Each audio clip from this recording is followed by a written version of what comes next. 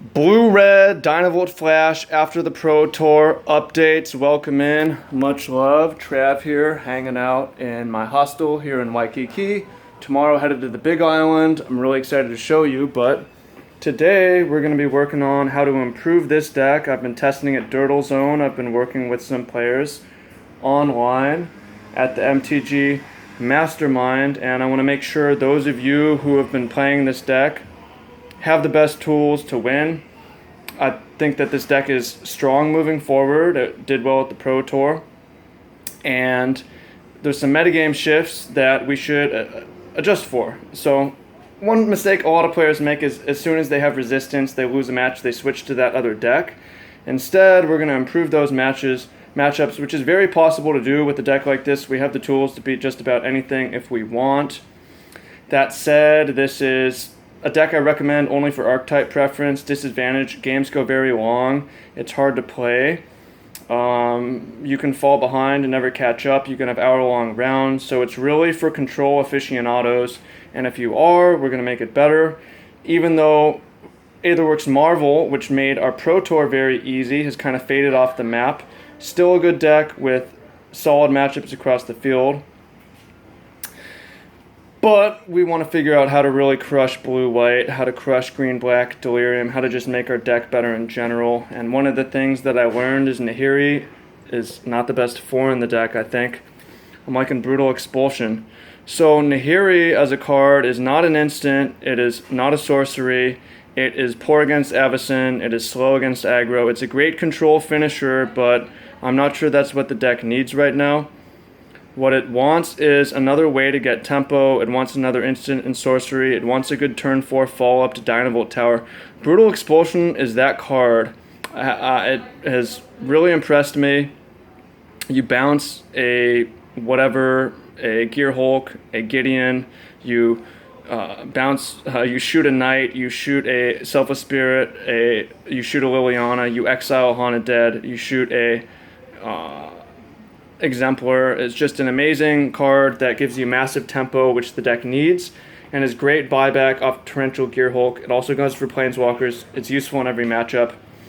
From that, we can move away from Nahiri and go to our 4th tower, which are great in multiples, and we have more instants and sorceries to make it good.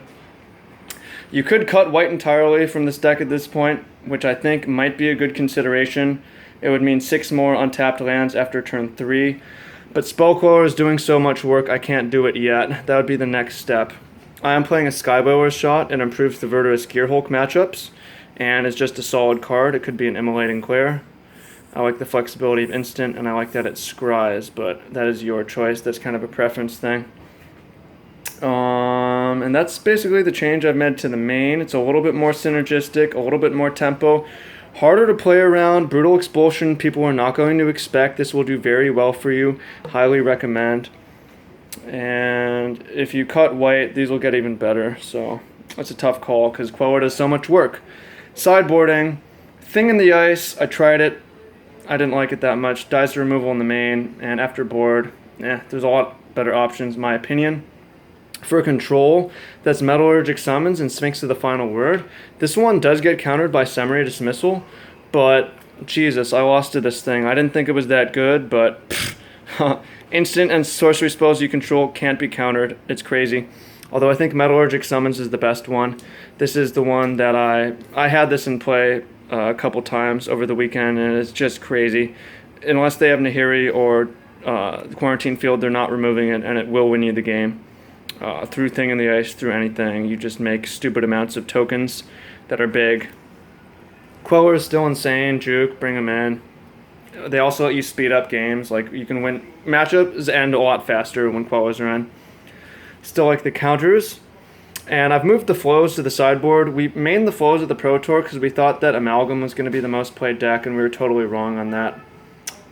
But I still like them for the board. You can maybe even go to 2, but it's also a decent card that's against fast decks, and sometimes you want to be able to go burn, like Queller Tempo, burn to the face in certain matchups.